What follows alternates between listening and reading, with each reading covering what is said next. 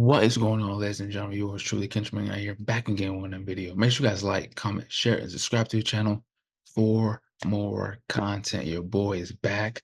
Second video with the new mic. Are y'all ready? Are y'all ready? Let's get to it, man.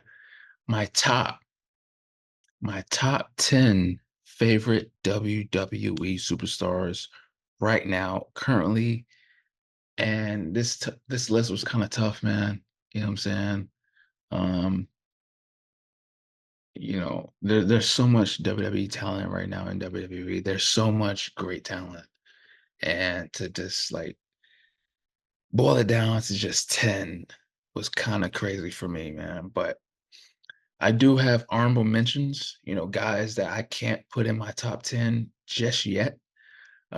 Just based off of the work that the 10 that's in my 10 did or has done for me personally, for them to be in my 10 and for them to just be my favorite.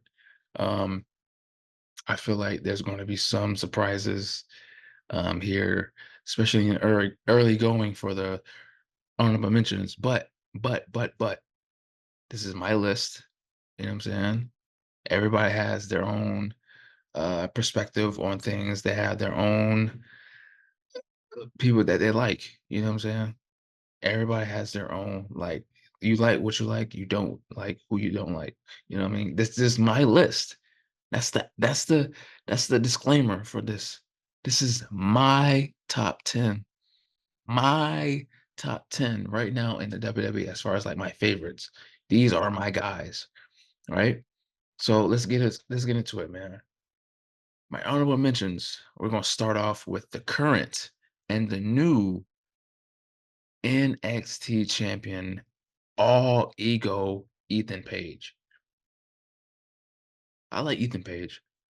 Um, I mean, I always knew, I was aware of who he was during this time in AEW. I'm not a huge AEW guy, but I do keep tabs on, guys that's there and I see potential in eventually coming over to WWE. And Ethan Page was one of those guys for me personally. Like, it was like, I could see him in NXT. I can see him as an Intercontinental Champion. I can see him as a United States Champion. And the more work he does, I can see him possibly in the world title picture. You know what I mean? Um, he made an impact literally as soon as he came over. Officially WWE talent in NXT, going after Trick Williams for the NXT title.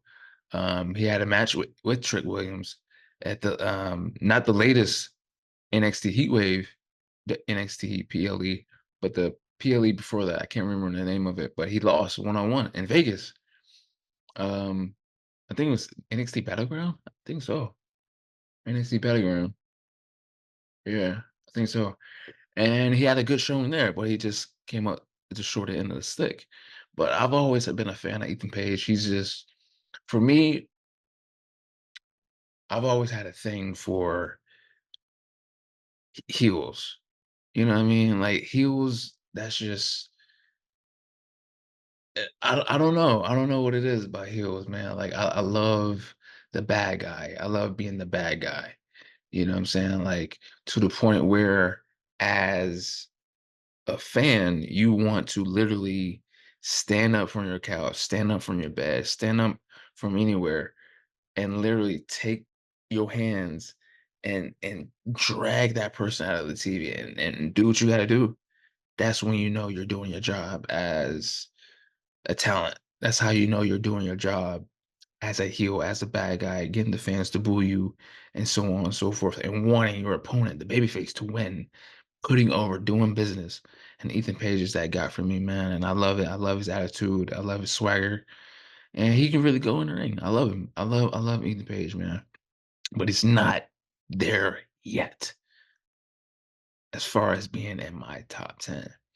And next up in my honorable mentions, number two, I have the current tribal chief leader of the Bloodline 2.0, Solo Sikoa. I like Solo. You know what I'm saying? I've always been a fan of Solo. You know what I'm saying? Being the background character or the lackey of Roman Reigns and just being the muscle, right? I've always had interest in Solo. I always wanted more from Solo Sokoa. You know what I'm saying? And this run that he's doing now, being a leader, being the tribal chief apparently for this new bloodline. I really it's really showcasing what he really needs, and which is a voice, because he wasn't really doing anything at all like that as far as on the mic when it was in the original bloodline with Roman Reigns, Uso, Solo, Sammy, Paul Heyman. You know what I'm saying? He was just the guy that stood there and just fought. You know what I'm saying? He had no character. We as a fans had no reason to cheer for him or uh, be there for him because like he doesn't talk. Now I have a new perspective on Solo Sokoa, man. Being the leader, being the tribal chief, being the headliner, getting a shot, an opportunity at the American Nightmare, Cody Rhodes, at SummerSlam for the WWE Championship. I knew it. I saw it coming, and man, it's gonna be a banger. It's gonna be a banger. He can Solo Sikoa just has that swagger and just has that streak in him, that Umaga like streak, and I really really love that, man. But it's just not good enough to be in my top 10. Okay, but he's up there. Okay, he's up there, but he doesn't make the crack, right? And my third and final honorable mention before I go into my actual top 10. I think this is going to be the controversial one. I think this is going to be the controversial pick, but I got to be honest, I got to be fair. I got to have fair assessments and just honest. The voice of the voiceless. CM Punk is in my honorable mentions and just not there yet. Not there in my top 10. Because I gotta be honest, bro. Like, what has he really done since he's returned in November? What has he done? What has Philip CM Punk Brooks have done? What has he done since he returned? Back and forth battles on the mic with Seth Rollins, Cody Rhodes. The only real action he has done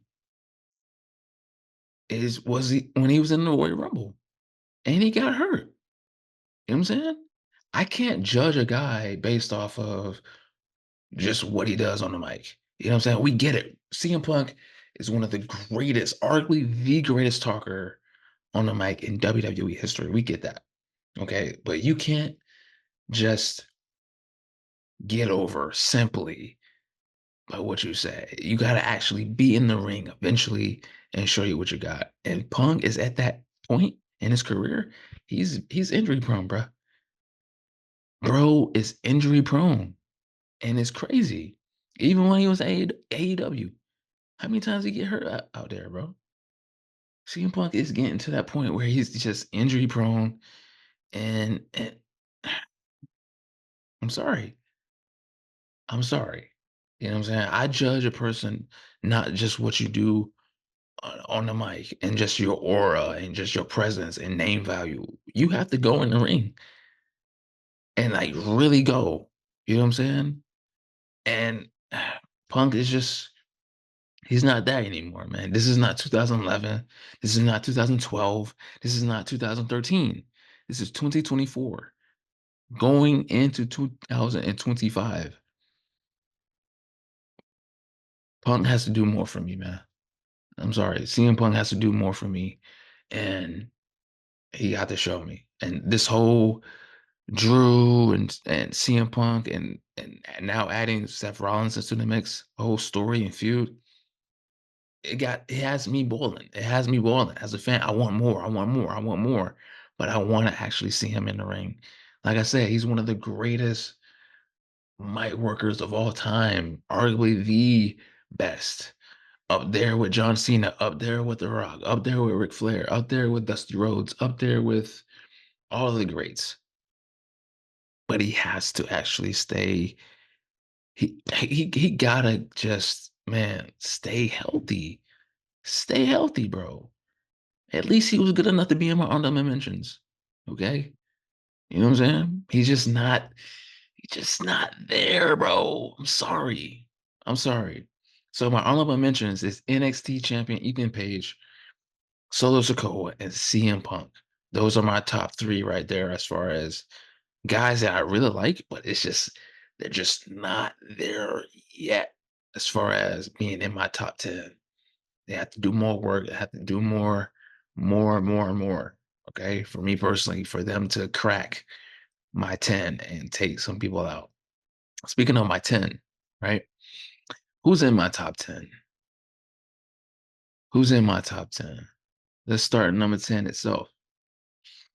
We talk about the NXT champion, Ethan Page. Let's talk about the former NXT champion, Mr. Whoop That Trick Williams, baby.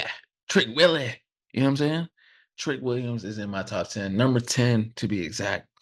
And I've always been a fan of Trick. You know, like, I always knew he wasn't just going to be Carmelo Hayes' lackey and just manager. Like, I always knew there was something about this dude. Like, he has a swagger. He has the look, the cachet of a NXT champion or a champion, period. You know what I'm saying?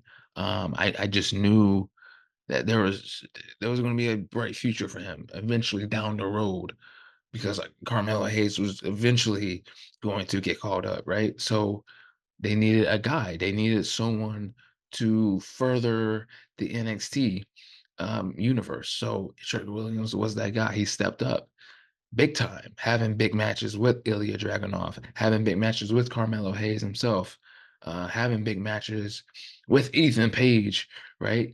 Having big matches, with Sean Spears, the chairman. You know what I mean? Like, this guy can really go. He can really work. He has the cachet. He has the in-ring ability to be up there as far as, yo, yo, he's the man. He is the man. And just not there yet as far as like my top five or my number one. You know what I'm saying? But Trick Williams did trick his way in my top 10. You know what I'm saying? I love his gimmick. I love his character. You know what I'm saying? Let's talk about it. You know what I'm saying? Everybody coming out, whoop that trick. You know what I'm saying? Like, that's, man, come on, bro. Imagine him being on the main roster, bro. A WrestleMania entrance for Trick Williams. That's going to be crazy, bro. Like, that's going to be crazy. You know what I'm saying? Trick Williams is in my top 10. Now, my number 9 is a literal beast slayer himself. Like, he's been on a roll. Like, he defeated Gunther. He defeated Gunther at WrestleMania 40, ended the longest reign of the Intercontinental title ever. He ended that. He defeated Chad Gable. He defeated Big Boston Reed. He beat the new upcomer Braun Breaker clean, clean. None other than the heart and the soul of NXT, the original NXT. I'm talking about the Intercontinental Champion, Sami Zayn. As far as like the original, NXT crew, you know what I'm saying? You talking about the four horsewomen, you got the Shield, right? Kevin Owens, Sami Zayn, and the list goes on. And Big E, right? Like, I always knew like Sammy, there's something about Sammy, man. Like, Sammy, he's like the ultimate baby face. Like, he can play a heel, he can be a heel, he has been a heel, but Sami Zayn is just that average guy that you just want to win every single time, no matter who's the opponent, no matter who is he up against, no matter what the odds. You want Sami Zayn to win. And I'm actually loving this whole run of Sammy. You know what I'm saying? Winning the title at WrestleMania, beating Gable, beating Big Boss Reed, beating Braun Breaker, beating all these guys, and having amazing matches, having just amazing matches, just like this past Monday with Ilya Dragunov, bro. Like Sami Zayn is just he's an amazing talent, absolutely amazing talent, and that's why he's number 9 on my list. Number 8 is a controversial superstar in his own right, and seeing his rise from being the chosen one by Vince McMahon himself, going on being an Intercontinental Champion, going on to have mm, a solid career, you know what I'm saying, until it went slightly downhill with 3MB and doing all this silly stuff, getting fired, getting released, doing his own thing in independence, TNA, Ring of Honor, doing all these things, comes back, get an opportunity to come back to the company, goes to NXT, have bangers, with Bobby Roode, Robbie Roode, whatever you want to call him, you know what I'm saying? And all those guys down there, Johnny Gargano, you know what I mean? Then gets called up to the main roster, teams up with Dolph Ziggler, becomes tag team champions with Dolph Ziggler, becomes Shane McMahon's lackey. Being Shane McMahon's lackey, you know what I'm saying?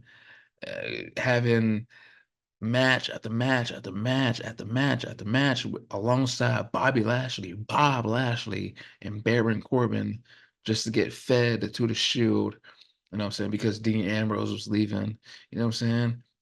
Like this guy always had championship material on him. I just didn't see it. You know what I'm saying? Based off the circumstances that he was in. Like I saw it. You know what I'm saying? I couldn't bear say, oh, Drew McIntyre is WWE champion material when he's getting buried by Roman Reigns. Like I just couldn't see it at that time. I couldn't see it at all. He gets momentum. He gets momentum in 2019. Gets momentum in early 2020. You know what I'm saying? He loses to Ricochet. Who loses to Ricochet, bro? Like Drew McIntyre lost to Drew McIntyre lost to Ricochet. That's crazy. But he gains more momentum. He gains more momentum in 2020. He wins the Royal Rumble. He wins the Royal Rumble. Goes on to WrestleMania. Defeats the Beast Incarnate, Brock Lesnar. And just like that, Drew McIntyre got me. You know what I'm saying? He absolutely carried the WWE on his back during the pandemic era, the Thunderdome era. You know what I'm saying? Having banger after banger with Dolph Ziggler, Seth Rollins, Bob Lashley, um, Jinder Mahal. Out of all people, Jinder Mahal, the modern day Maharaja, Jinder Mahal, Randy Orton. You know what I'm saying? Like Brock Lesnar too. Like Drew McIntyre is number 8 on my list, man. And seeing where he is now as a heel is absolute the best work he's done in his entire career. It completely, even though he was a champion in 2021, in 2020 as the champion, the WWE champion, what he's doing now as a heel just completely overshadows that. Like it over he's completely over. The crowd was into it. He gets booed every single night, and just allowing that freedom on the mic to say whatever he wants. Drew McIntyre is an absolute savage, bro. Like just especially with the stuff with Punk and Rollins and man, Sheamus, even like this dude right here, bro, is just amazing. And of course, um, up in his mic game, he can obviously go in a ring. He's always put on banger matches with pretty much just anybody. Like Drew McIntyre is that guy, and I personally have not always been a Drew guy, but he's definitely shown me the other side of him and definitely got me becoming a fan of him now. You know what I'm saying? Especially now with his heel run. So Drew McIntyre, bro, like Drew McIntyre is that guy. He's that guy for sure. Number seven, a guy that, you know, took the WWE by storm last year, 2023. It was 2023 was absolutely his year. You know what I'm saying? You can argue Jay Uso, he had a match with, you know, Roman Reigns in the main event of SummerSlam, right? Um, Jay Uso, you can say Jay Uso was the man in 2023, but someone that I would say is had possibly a way bigger 2023 than Jey Uso was LA Knight. Yeah, LA Knight, 7 on my list. Man, talk about, I talk about Punk being the greatest on the mic. Can we just give uh, some type of appreciation, acknowledgement to the will, the drive, the effort, and just the dedication that LA Knight has had from his career to where he is now. You know what I'm saying?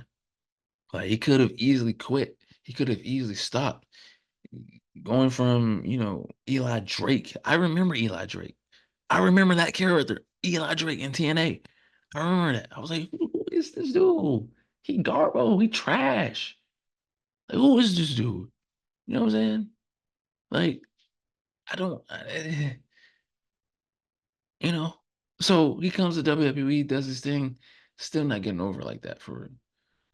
Still not getting over like that. I was like, oh, okay.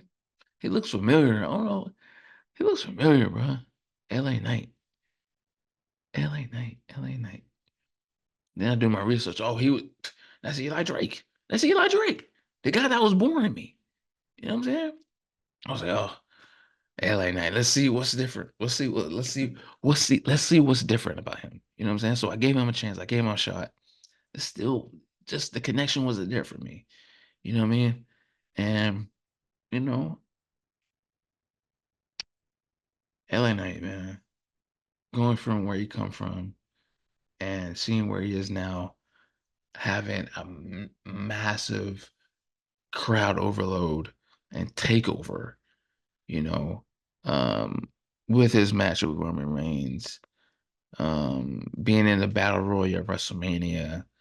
And I think what kick-started everything for LA Knight was his feud with Bray Wyatt, the late Bray Wyatt. You know what I'm saying? Bray Wyatt really put over LA Knight, even though Bray Wyatt won the feud.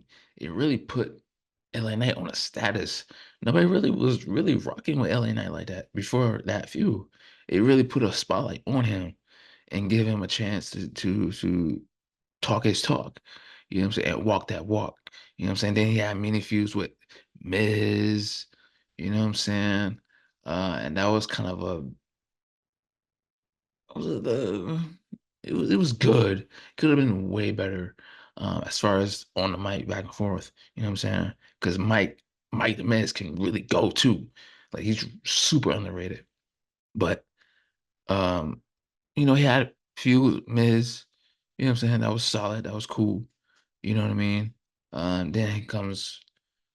He had random feuds, bro. Like random matches, didn't really have a true focus, but the crowd was just over.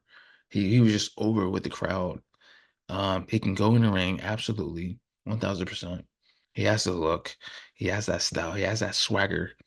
Um, and LA Knight he just so man, he's just so popular, bro. And I hope and I pray that he finally gets his just due and becomes a United States champion in August 3rd, 2024, when he goes up against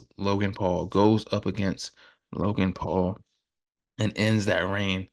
I'm just done with Logan Paul, bro. Not because he's not good.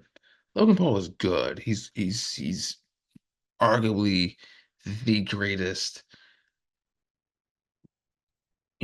celebrity wrestler of all time. He's up there with Bad Bunny, right? Slightly I'll put over Logan Paul. My thing with Logan Paul is, man, like he's just not it for me as far as like character wise. You know what I'm saying? Like he's just, and that's a testament to his character and what he does. You know what I'm saying? If you got guys or girls or anybody really just want you to lose and just get your ass kicked, you're doing your job. You're doing your what you have to do as a heel to piss people off and want you to get beat. You know what I'm saying? He's doing his job and he does it effortlessly. Effortlessly, man. You know what I'm saying? Because that's the thing, bro. Like with most of these celebrities, they'll come in and be baby faces, obviously based off of their profession. You know what I'm saying? Uh, all of them, Bad Bunny, babyface. Of course, you're never going to turn Bad Bunny, one of the biggest international superstars, musicians, a heel. Like, come on, you know what I'm saying? Like, Logan Paul has just that natural heel heat with him. You know what I mean? And so I'm glad Triple H and them didn't just like force it down our throats and just make us want to cheer him. You know what I'm saying? They went along with it based off his success that he had already has, with him and Jake Paul, his brother, and they building that off into the storylines in WWE. You know what I'm saying? Being that cowardly heel and talk that ish, but when it's time goes the other way. You know what I mean? And so like I think it's time to finally crown LA Knight as the United States champion at SummerSlam. And LA Knight is just that guy. He that guy. He that guy for sure. You know what I'm saying? And number six, rounding out my 6 to 10, my number six is none other than Yeet, Yeet, Yeet, main event Jay Uso. Like seeing the evolution of Jay has been just amazing. You know what I'm saying? Coming from where him and Jimmy was character wise, when he first got in with Tamina and just being Samoan guys that just happened to be born to do it. And to see that evolution to the face paint and coming out, and doing their, similar things. And even then, it kind of had, I wouldn't necessarily say it was forced. Because I feel like they kind of got over naturally. It just took more time. Um, but I think what really, really, really got it going was their heel run. When they finally turned heel, I think that was in what 2016, because I remember it was like during the draft when the draft, excuse me, when the draft happened in 2016. After so much time, um, I think that's what really like okay, like we can get into this. Like we know who you guys are. We know, the war cry and the paint, the face paint, all that. That's cool. That's cool. That's cool. But after a while, you gotta switch it up, right? And I feel like to be one of the greatest of all time, to be considered one of the greatest of all time, whether it's an individual or a tag team, you have to be able to be everything, if that makes sense. You have to be able to be a babyface. You have to be able to be a heel as well. You know what I'm saying? You have to be able to learn how to adapt and understand what you're doing right now as a babyface is not working. Don't continue to force it because you don't know or don't know how know what it takes to be a heel or be a bad guy, be that guy um, that the world genuinely hates. You know what I'm saying? And what helped these guys continue to stay relevant and continue that rise to become one of the greatest tag teams of all time was that heel run going up against American Alpha, right? Uh, what was the Vaudevillains, you know what I'm saying? Enzo and Cass. What was the teams back in Shelton Benjamin and Chad Gable? All those cats, man. All them cats.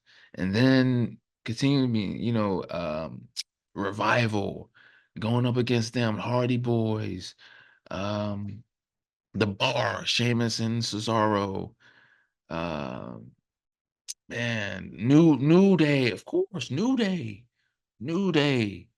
They're arch rivals. Those matches were absolute killer.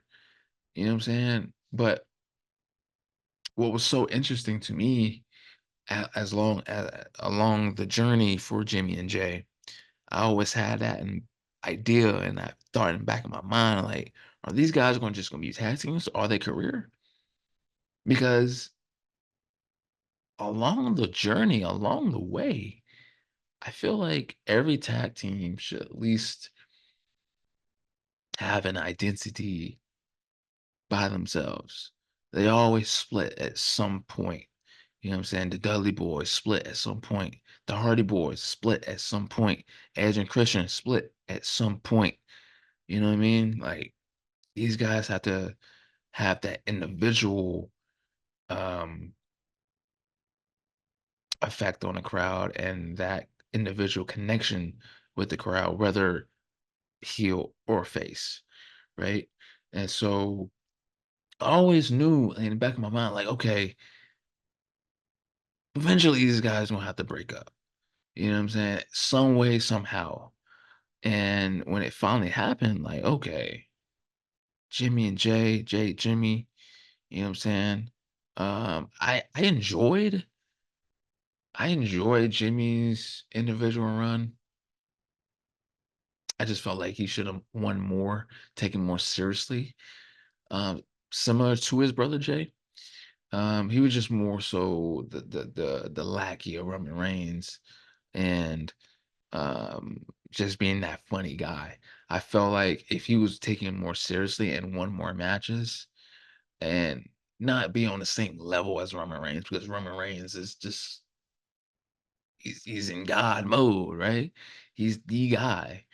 Not be on that same level, but I feel like Jimmy could have been taken more seriously, like a solo Sikoa, like and actually win more matches. But Jey Uso, man, Jey Uso is just so over. He's so naturally over with the crowd and doing, doing, you know what I mean? Like, come on, man. Like you have to respect his grind, man. You have to respect how just his come up and how he's evolved with that character. You know what I'm saying? And eventually though, this man has to win. He has to win. Just like how King and Lonnie, let's go back and forth about Jey Uso. I gotta be in agreement. He has to eventually win. You know what I'm saying? Like, of course, okay, he main evented. He main evented SummerSlam. He main evented WrestleMania. He main evented Raws and SmackDowns. Okay, but in the end, bro, you have to win. You have to win. You have to win matches. You have to win to eventually be in that conversation with the Seth Rollins. You have to continue to win to be in the same conversation of a Roman Reigns, of a John Cena, of Cody Rhodes, right? Of Randy Orton. You know what I mean? Like you have to win significant matches, not just random matches in a tournament, not a random match on a live event. Like when the world sees it on a SmackDown, on a PLE, like when it matters, bro. When it matters. And I feel like Jey Uso is good in the ring,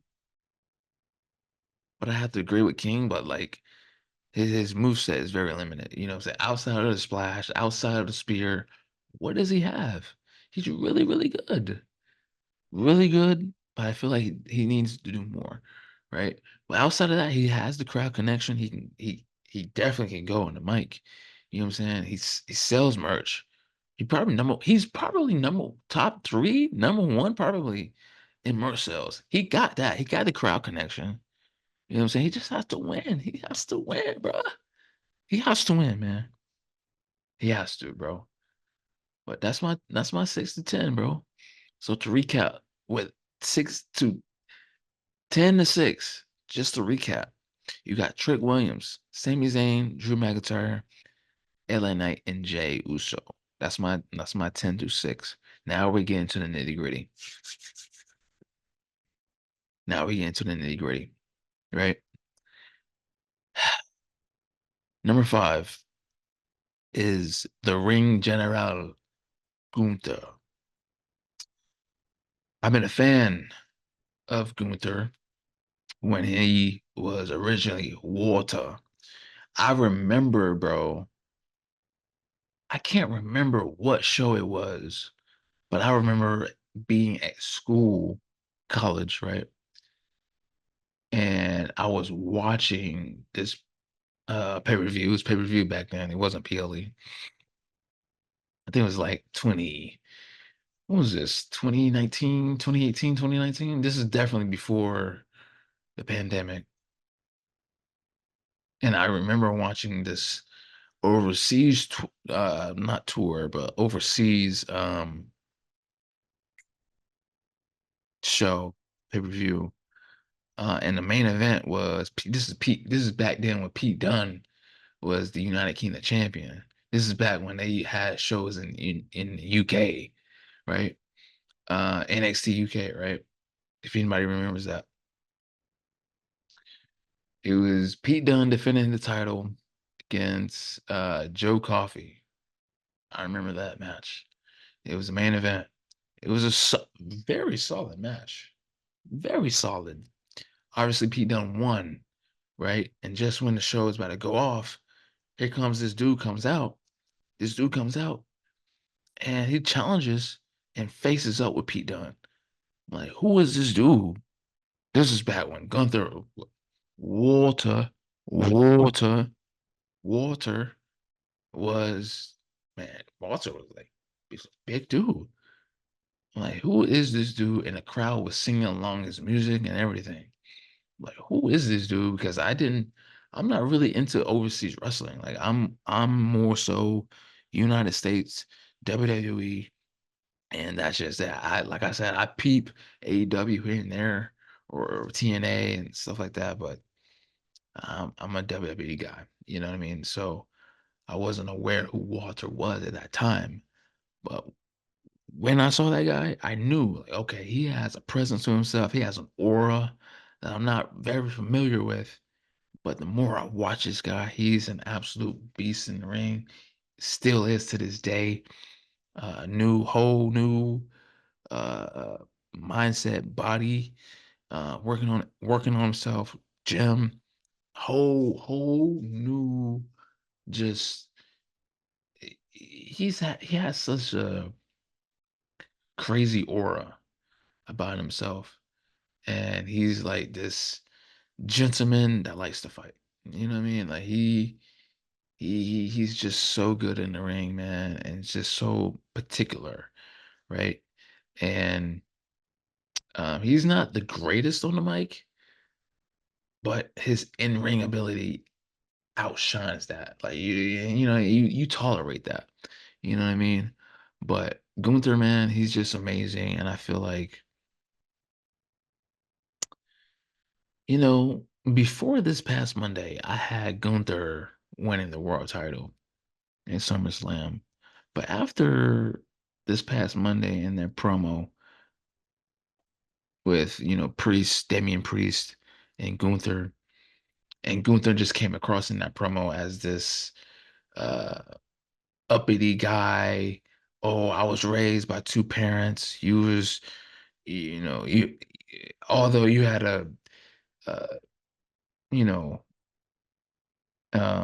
although Priest had to go on the street and earn his spot, whereas Gunther was handed everything. That's how he came across. Like, I'm better than you. I'm a better person than you. Like, what makes you better than me? Like, I'm Gunther. I'm the ring general. You know what I mean? Like, I'm Gunther. And I just resonated more with Priest in that promo, you know what I'm saying? And earning your stripes and fighting for what you want and earning your spot and getting stuff out of the mud and doing this and doing that, not knowing what you're gonna do this day, not knowing if you're gonna have enough money to do this tomorrow, not knowing what tomorrow brings, and ultimately climbing, and pounding that pavement only for you to ultimately get to that final mountaintop and becoming the world heavyweight champion, and you're just gonna give it up by this uppity, self-centered person. Like, nah, man. Like, I got Damian Priest retaining at this current moment at SummerSlam. You know what I'm saying? We'll see what the following Mondays approaches. But as of right now, man, I'm not gonna lie to you. I got Damian Priest. Because, like I said, I just resonate more with Priest in that promo. You know what I'm saying? That's no knock on Gunther. That's no shame on Gunther. And that saying that he can't fight, he can't wrestle, because the dude can go. You know what I'm saying? Absolutely. But just character wise and just what he said and how he came across in that promo, wasn't really feeling that. But Gunther is amazing. Absolutely amazing. That's why he's fifth on my list. Number four, I love this guy, man. Absolutely love this guy. Like AJ Styles, the phenomenal AJ Styles, is someone that I've admired for a very long time. Um, I remember first watching TNA, and obviously you got guys like AJ, Samoa Joe, Beer Money, uh, Sanjay Dutt, the Motor City Machine Guns, um, Eric Young, all those guys, man. Awesome Kong, Gail Kim, all those people. Booker T, like Kurt Angle, Sting, Scott Steiner, you know what I'm saying? Kevin Nash, you know what I'm saying? Like, I grew up on that. Bully Ray, like, I grew up on that too. It was to the point where there was a certain era where I watched more TNA than WWE. And the reason why is because one of the top guys, because of AJ Styles. Like, AJ Styles for me personally just meant a lot to me. You know what I'm saying? Because he broke the mode of, you don't have to be uh 6'6" or 6'5" and 200 and something pounds to make it in the WWE, or just make it in wrestling period, or make a name for yourself. Like, you don't have to come from a wrestling family to withstand a successful wrestling career. You know what I'm saying? Like, this dude is country as hell, born and raised in Georgia. Well, raised in Georgia, and about what? How tall is AJ Styles? Like 5'9", 5'10", soaking wet. And you got to remember, you got to understand AJ Styles' story too. He didn't. He wasn't. AJ Styles was not. He didn't grow a wrestling fan like that for real. Like, he watched here and there, but he was just an average country dude. You know what I'm saying? Met his wife in I think high school. You know what I'm saying? And did all these things. He wasn't one of those guys that dreamed of being a WWE superstar or just a wrestler, period. You know what I'm saying? And for him not being a dreamer, not being one of those guys that told himself that he was going to be a wrestler one day and just did it because one of his buddies was doing it, and the buddy dared him to do it, and he loved it. He liked it. He cherished it. So coming from a guy that didn't dream of being in this profession to becoming one of the greatest to ever do it, that says something. That says a lot. And like I said, coming from where he comes from, not having that pure size, being 100 something, soaking wet, 5'9", 5'10", that amazes me. That's and to still have a successful career, and like I said, to be one of the greatest and biggest superstars of all time to ever step inside a WWE ring, in any ring, wrestling ring, period. That says a lot, man. Says a lot to me, man. That says a lot to me. And I just love AJ Styles, just his demeanor, his swagger, um, just how he can go in the ring. You know what I'm saying? So whenever it's his time, I'm definitely um that's gonna be a sad day for me too, man. Like I grew up on AJ Styles. Grew up on AJ Styles, man. Grew up on that man. And once he finally came to the WWE, I was like, oh baby. Oh baby. Let's get it. Let's get it. You know what I'm saying? So AJ Styles is 4. Now we get into it. We really get into it now. My top 3. This is tough. It's real tough. But I gotta be honest. Number 3 is someone that, I've been a fan of for a long time. When he came, debuted, I was like, okay, he nice. He's gonna have a pretty cool career. You know what I'm saying? Being a two-time WWE champion, being a two-time Universal champion, I think a six-time WWE Tag Team champion, a King of the Ring winner, not King of the Ring, Money in the Bank winner, Royal Rumble winner, Intercontinental champion. I think he won that twice, maybe 3 times, I think. United States champion, a two-time United States champion. Um, the revolutionary, the visionary, Seth freaking Rollins, man. Seth Rollins is a generational talent. He's an amazing athlete, amazing superstar. Um,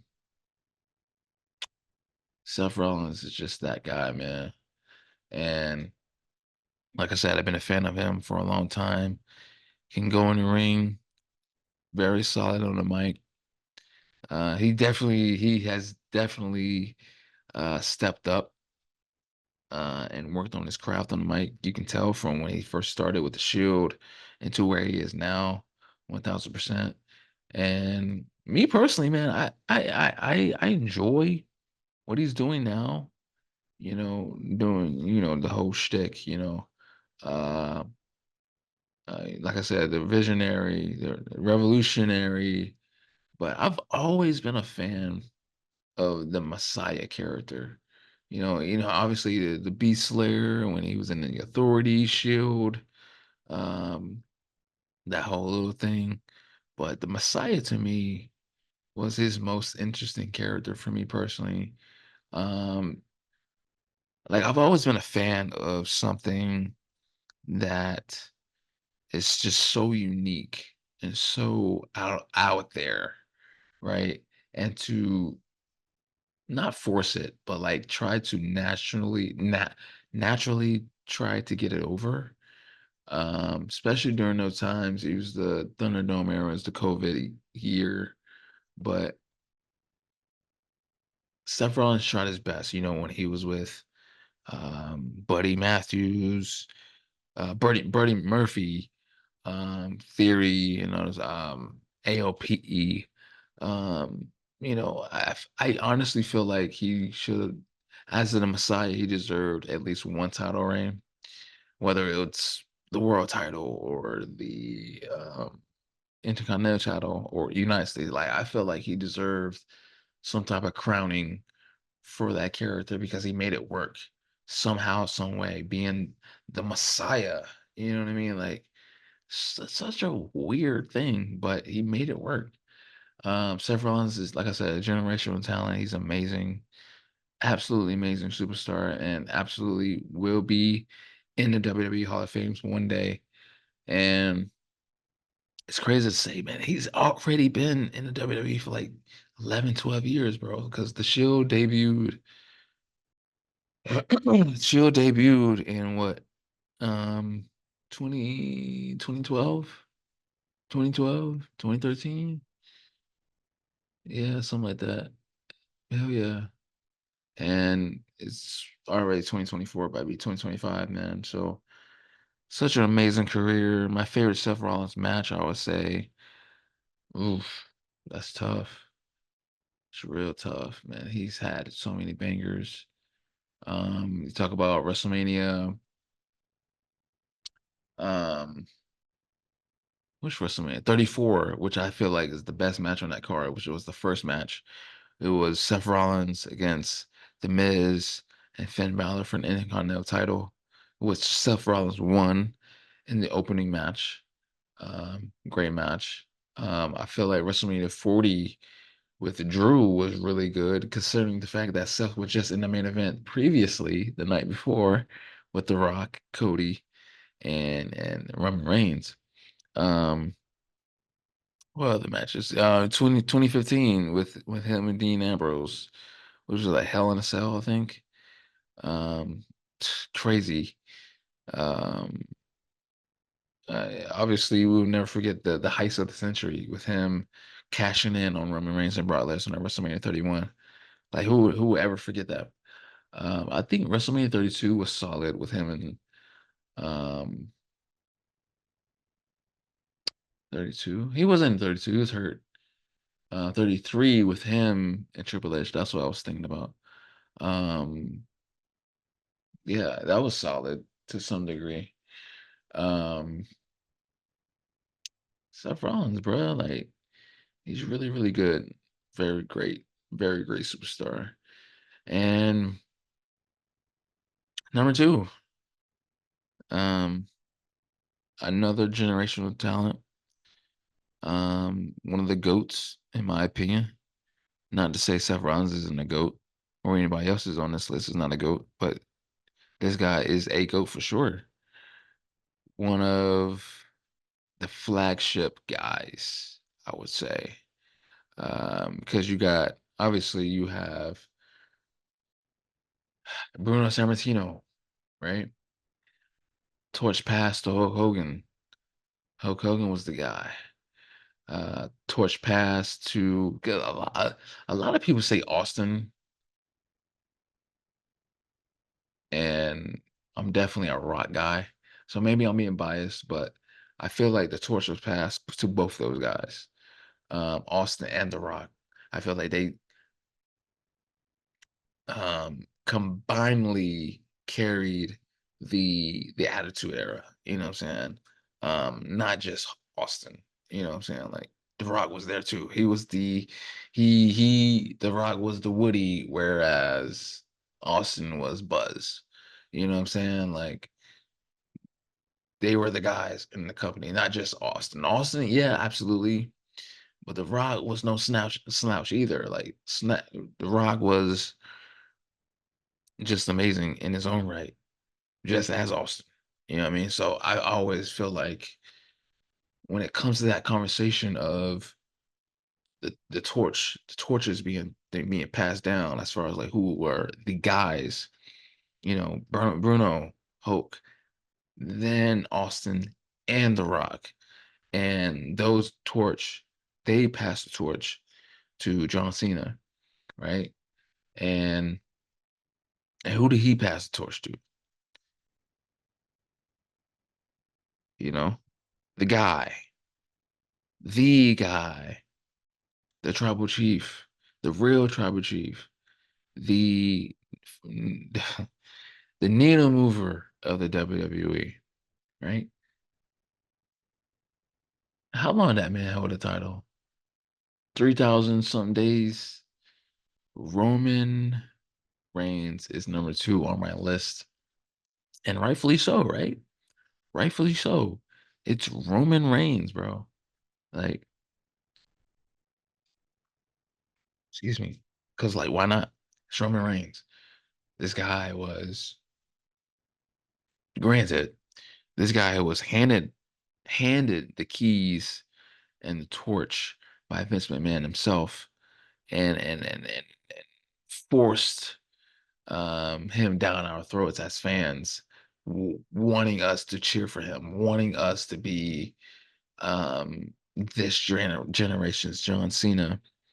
And and what Vince didn't understand, I guess, was whether you loved or whether you hated John Cena or not, your emotion or how you felt about John Cena came more natural. Um, it didn't feel a bit forced. It didn't. I don't think at any point with John Cena's rise felt forced. In my opinion, I felt like okay, they knew like okay, this guy right here, he's building up. He's getting there. He's that guy for us. But I felt like the more he won matches, the more he won matches that felt a bit like, okay, I don't think he should have won that. I feel like once he started doing that, then the fans started to like, okay, like, oh, man, this, are you serious, bro? He beat your great colleague. He beat Umaga, bro. He beat the Big Show, bro. He beat Kane, bro. He beat all this Triple H, Shawn Michaels. Okay, that's when people started to catch on. Like, okay, we don't rock with this dude at all. I didn't. At no point, I don't think Cena's rise felt forced like it was with Roman Reigns. Um, with Roman Reigns, you just knew because like we're not dumb. We're not dumb. We have social media. We kind of know the ins and outs of the company somewhat. You know what I mean? And you can just feel it.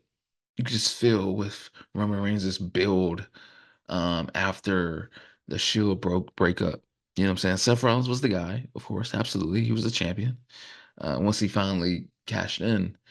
But even before that, you can just tell just by the way Roman Reigns was booked, literally after the Shield breakup, that okay, we're going with this guy. We're going with this guy. And the first half of Roman Reigns' career was not good as far as like the fan connection. Um, I can tell you maybe one or two times during that whole spill from like hmm, 2014 to 2016, 17, where there were genuine cheers for him. I remember it was the Raw. What year was this? 2014, 15, where Sheamus was the champion. This was after Seth Rollins had given up the title because of his injury when he was carrying the company. I think that was 2016, 2015, and Survivor Series. That Survivor Series, um, that's when Roman Reigns got the title. But Sheamus cashed in and took the title away from him, just like that. Beat Dean Ambrose in the tournament. Sheamus comes in, cashes in. Then I think a couple of Raws later, the title was on the line. Vince McMahon was involved. The League of Nations was involved. Sheamus, Wade Barrett, Alberto, and Rusev. The most random, weird tag team, a trio or a faction of all time.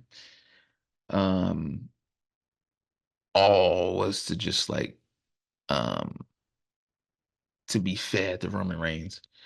And I remember how that went down, man. Roman Reigns won the title, and it was so much genuine cheers. like, "Oh my god, this guy really he finally got it. He finally won the title." And it was like a genuine moment. The Usos came out, Dean Ambrose came out. It was such a cool moment. But after a while, the Bulls came back because everybody knew like this guy was not ready for that moment. So years go by, man. Years go by, and he Roman Reigns is still not there. Still not there. It's 2020, and he's still not there, man. After 5, 6 years of being on the main roster, being pushed as the guy, beating guys like John Cena, beating guys like Seth Rollins. Not Seth Rollins, because Roman Reigns still to this day hasn't beat Seth Rollins clean. Beating Dean Ambrose, beating Triple H, getting help by The Rock himself, Dwayne The Rock Johnson. Dwayne The Rock Johnson can't get you over, bro. That's crazy. That's crazy work. But, beating all these guys, Braun Strowman and Bray Wyatt, uh, still nothing. Brock Lesnar even beating him still didn't get him to that top as far as that crowd connection, right? None of it. So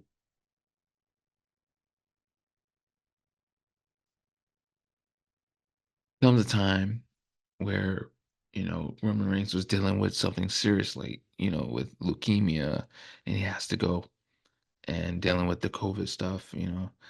He goes away, comes back at SummerSlam of 2020, and he just comes back with this new mean streak. Spears the Fiend, spears Braun Strowman, interferes into the match, inserts himself to the match, and becomes the champion. And that was the start. That was the start of everything. And this whole 3 to 4 year reign. And I wouldn't necessarily say it was the reign of terror, like a Triple H back in the day, but it was the reign of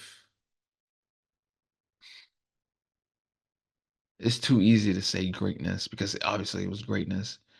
But like if I had to sum it up with one word, that whole reign in a mix of the matches, how it went down, the promos, everything. One word that I could describe that, I would say, um, hmm,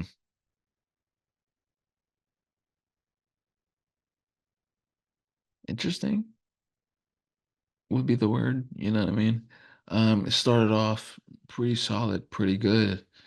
Um, having matches with Jey Uso, having matches with Kevin Owens, having matches with Daniel Bryan, Edge, having matches with Cesaro, right? All these cats. It was good. It was a solid reign. It was a very solid reign.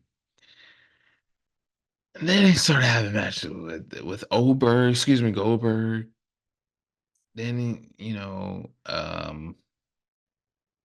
do you have, man? Like who do you have, bro? Goldberg. Um, then he had matches with Bob Lashley. Then he had matches with Big E, even though it wasn't for the title. Just matches that he just shouldn't have won. And then the way he wins is with the interference. Then he had matches with Finn Balor, the Demon Finn. Bro, I am a Finn Balor guy. And he lost to Finn Balor, bro. Like the first person to ever defeat the Fiend, not the Fiend, the Demon. Roman Reigns, are you serious, bro? Like, okay, bro. Okay. You know what I mean? Like I just knew like, okay, Balor out of all people, Balor's not gonna beat this man. So I just wanted to see the foolery of how they're gonna screw Balor. And had matches with John Cena, Brock Lesnar over and over and over again. Um, then he started to create this new character, this tribal chief, the needle mover, the head of the table, right? And as a heel. and it got so freaking over, man. And I absolutely loved it. And it took this amount of time for Roman Reigns to finally get over, and he's an absolute legend now. You know what I'm saying? The people that was booing the hell out of him as a babyface are cheering him now as a heel. Crazy. And that goes to show you his work ethic, his drive, and the willingness to work on his craft, not just in the ring, but on the mic, um, in the press, and doing all these things to create this character. You know what I mean? And you gotta respect that. Whether you like Roman Reigns or not, you have to respect that man's drive and what he did for the business. Um, that's a title reign that we probably never see again. You know what I'm saying? Um, that was an amazing title reign. But like all good things, like all great things, it must come to an end, right? And who did he lose the title to? Who did Roman Reigns lose the title to? He lost the title to my number one, my number one favorite WWE superstar at this moment, the American Nightmare, Cody Rhodes. Cody Rhodes is is an absolute superstar, megastar, dare I say. He is someone that I look up to, someone that I admire and I respect 1000% because I know what it's like to bury your father. I know what it's like to lose someone that you looked up to yourself. And I know what it's like to carry on that legacy. Now, granted, my dad wasn't a n- internationally known WWE, WWF superstar. Like nobody outside of my community knows who my dad was. You know what I mean? But I know what it's like though to put that cape on and try to carry what your dad left. I know what that's like. You know what I mean? And I've always respected how Cody moved.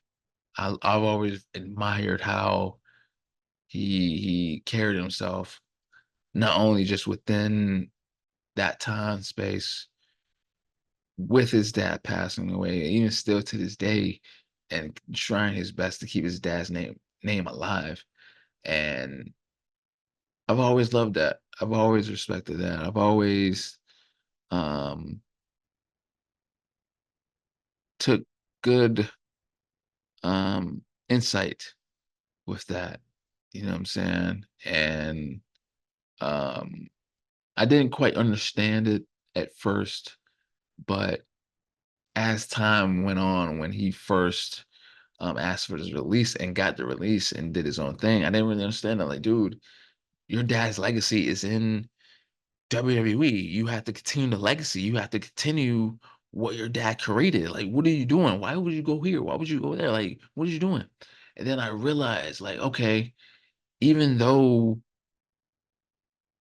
yeah, you want to continue to make your dad proud, you got to continue to live life for your dad and continue to make him proud. That doesn't mean you have to live legitimately in his shadow and within his own footsteps. You can live your own life and make your own decisions while making your dad proud. You have to, and eventually you have to be your own man. You got to be your own person.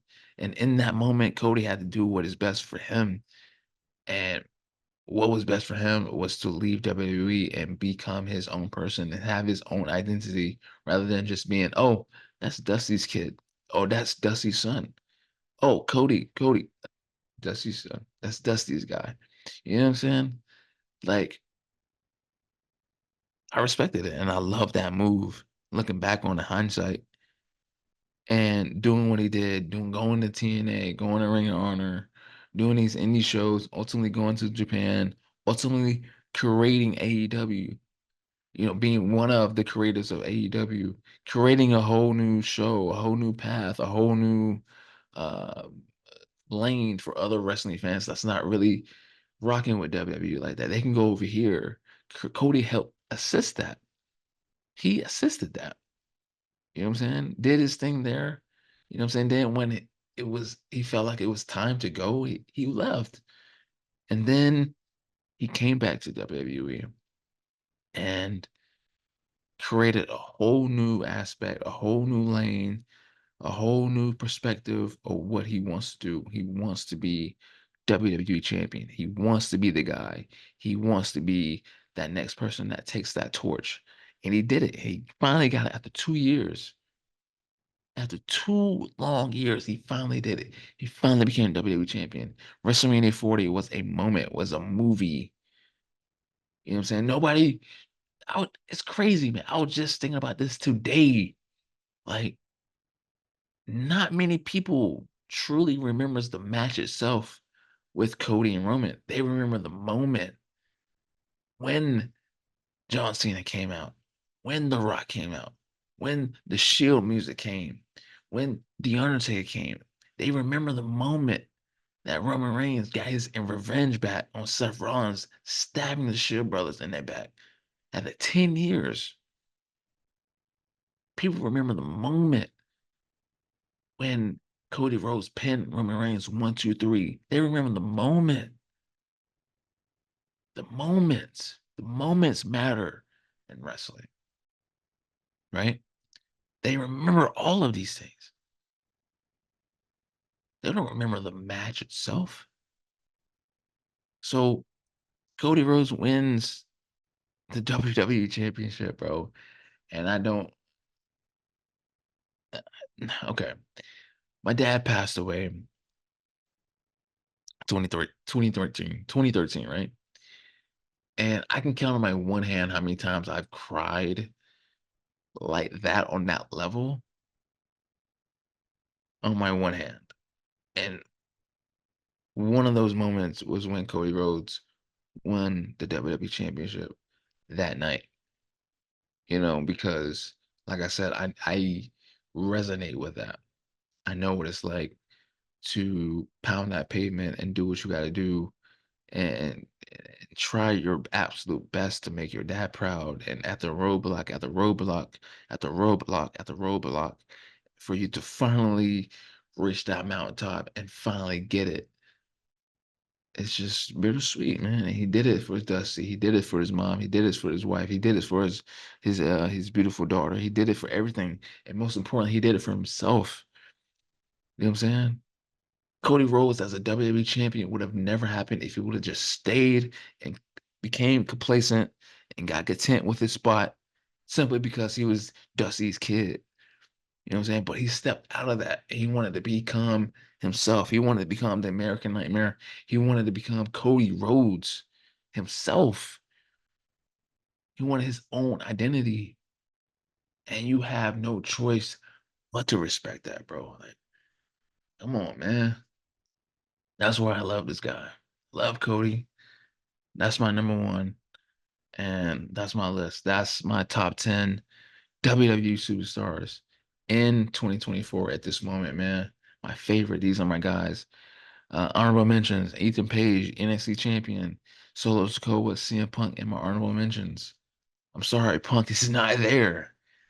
I'm sorry, bro. I'm sorry, man. He's not in there. 10, Trick Williams. 9, Sami Zayn. 8, Drew McIntyre. 7, LA Knight. 6, Jey Uso. 5, Gunther. 4, AJ Styles, the phenomenal AJ Styles. 3, Seth freaking Rollins, the revolutionary, right? 2, the head of the table, the tribal chief, the real head of the table, the real tribal chief, Roman Reigns. And of course, number 1, the WWE champion, the WWE champion, the American Nightmare, Cody Rhodes. Are y'all rocking with my list? Are y'all rocking with my list, man? Come on now. If not, that's fine. Let me know in the comments. Make sure you guys like, comment, share, and subscribe to the channel for more content. Until my next video, man. Yes, sir.